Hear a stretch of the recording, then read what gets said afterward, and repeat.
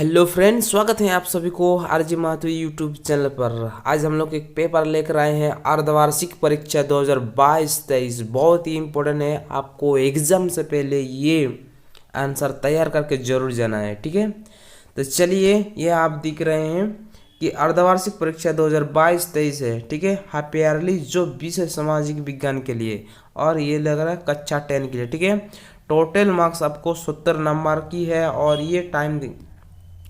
ठीक है, तो चलिए, ये सेक्शन में बटा हुआ है। पहला सेक्शन ए है, बी और सी है। तो यहाँ आप देख रहे हैं कि सेक्शन ए में आपको एक एक नंबर का 10 क्वेश्चन ऑब्जेक्टिव मिलने वाला। तो चलिए, एक एक नंबर का हम लोग क्वेश्चन पहले देख लेते हैं। ठीक है, तो चलिए, पहला क्वेश्चन है कि जलवाराइन संघ की स्थापना कब की गई थी। तो ऑप्शन है 1831, 1832, 1833 और 1834। ठीक है, तो पहला 1 नंबर का आंसर हो जाएगा आपका 1834। ठीक है, चलिए अब हम लोग क्वेश्चन नंबर 2 देखते हैं। क्वेश्चन नंबर 2 है, प्रथम विश्व युद्ध में धुरी शक्ति नहीं थे। तो प्रथम विश्व युद्ध की अगर बात करें तो दो टीम था, तब ना विश्व युद्ध होता। तो पहला टीम को बोलते थे मित्र राष्ट्र और दूसरी टीम को बोलते ध्रुवी राष्ट्र। तो इसमें से बोला ध्रुवी राष्ट्र में शामिल कौन नहीं था।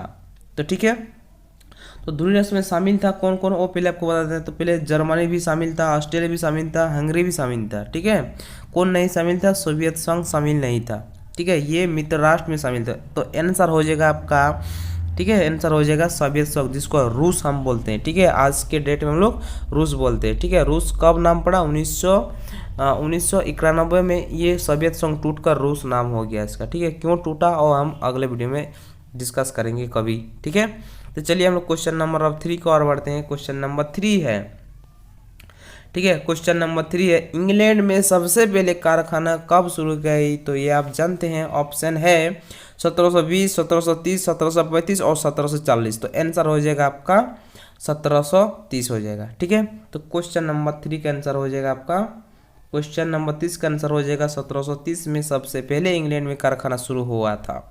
तो ठीक है, चलो क्वेश्चन नंबर हम लोग अभी 4 देखते हैं। ठीक है, क्वेश्चन नंबर 4 कहता है कि भारतीय संविधान की 8वीं सूची में कितनी भाषाओं को रखा गया है। ठीक है, तो हम लोग को जानते हैं यह सूची है। ठीक है, तो हम लोग ये संविधान ने कहा है कि कितना सूची में रखा गया है। तो देखिए, 14 भाषा है या 18 भाषा है या 22 भाषा है या 24 भाषा है। तो आंसर हो जाएगा आपका ये 22 भाषा है। ठीक है, आंसर हो जाएगा सी। चलिए अब लोग अभी क्वेश्चन नंबर 5 की ओर बढ़ते हैं। क्वेश्चन नंबर 5 देखते हैं। ठीक है, तो क्वेश्चन नंबर 5 है, क्वेश्चन नंबर 5 कहता है कि भारत का प्रथम परमाणु ऊर्जा उत्पादन केंद्र कहाँ है। ये सबको पता होना चाहिए, ये बहुत ही एग्जाम पूछा था, आपको जीके में दिखने को मिलता है। ठीक है, तो पहला है नरोरा उत्तर प्रदेश, दूसरा है तारापुर महाराष्ट्र में है, कलपक्कम तमिलनाडु में और ककरापर गुजरात में है। तो पहला सबसे पहला हुआ था भारत में, तो याद रखना आपको तारापुर महाराष्ट्र में। ठीक है, कौन सा होगा, तारापुर महाराष्ट्र। ऑप्शन क्या हो जाएगा, बी हो जाएगा। ठीक है, तारापुर महाराष्ट्र। चलिए हम लोग क्वेश्चन नंबर 6 बढ़ते हैं।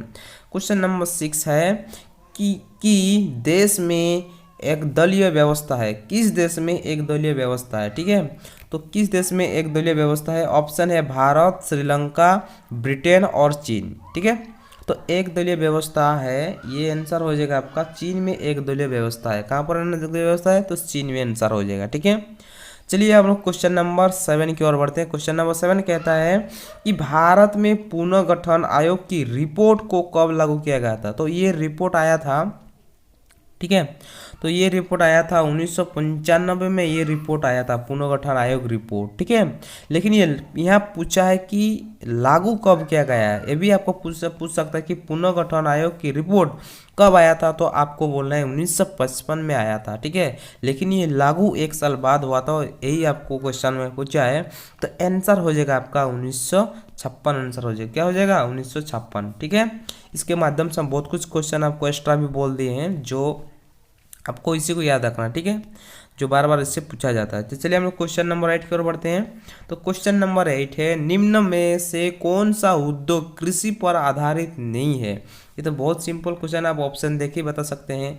तो आंसर हो जाएगा क्वेश्चन, देखिए ऑप्शन है सूती वस्त्रों, सीमेंट है, चीनी है और जूट वस्त्र है। तो इसमें से आंसर हो जाएगा आपका क्या हो जाएगा, सीमेंट हो जाएगा। आंसर क्या होगा, सीमेंट। तो चलिए क्वेश्चन नंबर 9 देखते हैं हम लोग।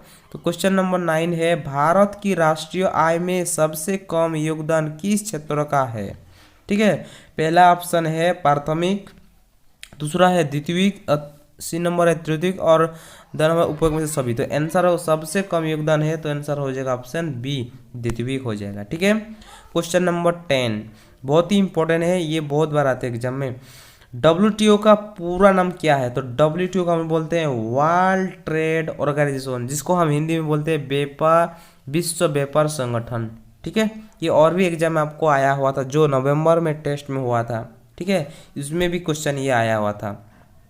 तो चलिए हम लोग अगले क्वेश्चन की ओर बढ़ते हैं। ये था आपका ऑब्जेक्टिव। ठीक है, ये 10 आपका क्या था, सब ऑब्जेक्टिव। और हम लोग देखेंगे सेक्शन बी में, ये देखो सेक्शन बी मैंने बी खंड, तो ये आपका 2-2 नंबर का रहेगा। ठीक है, तो देखिए पहला 11 नंबर क्वेश्चन है, रेड पेस्ट बीमारी के अफ्रीका पर क्या प्रभाव है। तो ये हम आंसर आपको तैयार करके जाना है। ठीक है, हम जल्दी टाइम कम वजह के कारण हम इसको ला नहीं पाए हैं, तो इसको आपको आंसर तैयार कर लेना है। ठीक है, रिपोर्ट पेस्ट बीमारी का अफ्रीका क्या प्रभाव पड़ा है। 12 नंबर है, मुद्रण क्रांति से आप क्या समझते हैं। 13 नंबर है, बहुराष्ट्रीय कंपनी पर संक्षिप्त टिप्पणी लिखिए।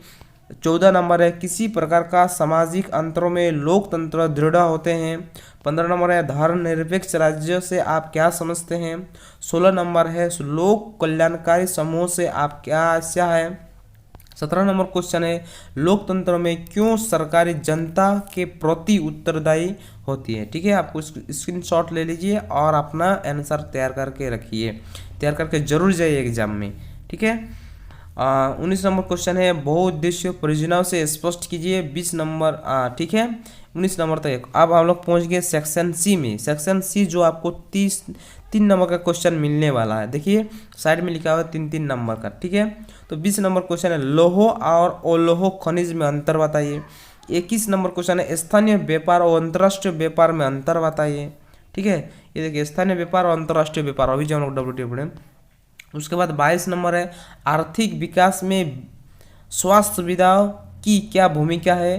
23 नंबर है, लोकतंत्र में राजनीतिक दलों की 3 भूमिका बताइए। 24 नंबर है, निम्न स्थानों की भारत के मानचित्र में दर्शाइए। 25 नंबर है, भारत में वाणिज्यिक बैंकों को कोई 3 कार्य बताइए। 26 नंबर है, उपभोक्ताओं को किन्हें 3 अधिकार का वर्णन कीजिए। 27 नंबर है, भारत में जैव विविधता को कम करने वाले 3 कारण बताइए। 28 नंबर है, भारत छोड़ो आंदोलन का वर्णन कीजिए। ठीक है, ये हो गया आपका 3 नंबर क्वेश्चन। अब आपका 6 नंबर का मार्क्स मिलने वाला है, जो सेक्शन डी में आपको दिखने को मिलेगा। ठीक है, तो 28 नंबर क्वेश्चन है, भारत छोड़ो आंदोलन का वर्णन कीजिए। और यहाँ 6 नंबर में आपको 2-2 ऑप्शन दिया है, 2 में से कोई इसी को एक ठो लिखना है। तो अथवा करके लिखा है, सविनय अवज्ञा आंदोलन के कारणों का विश्लेषण कीजिए। ठीक है, 29 नंबर क्वेश्चन है, विश्व में लोकतंत्र की प्रमुख चुनौती का वर्णन कीजिए। अथवा आपको ये आंसर लिखना है कि लोकतंत्र को किस प्रकार राजनीतिक तौर पर सुधार जा सकता है।